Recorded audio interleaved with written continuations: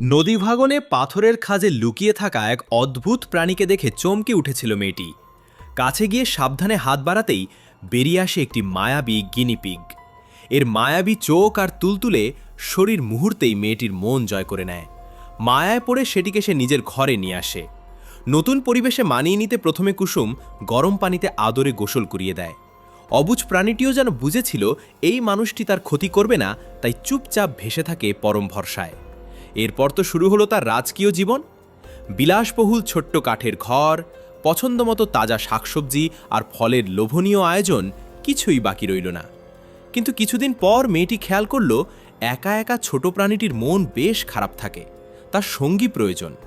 মায়া সামলাতে না পেরে মেয়েটি আবার ছুটে যায় সেই নদীর তীরে এবং সেখান থেকে এনে দেয় তার এক নতুন সঙ্গী। দুজনে মিলে রাজকীয় ঘরে শুরু করে দুষ্টুমি আর ছোটাছুটি।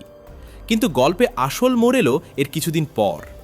ধীরে ধীরে তাদের বংশ বৃদ্ধি পেতে থাকে।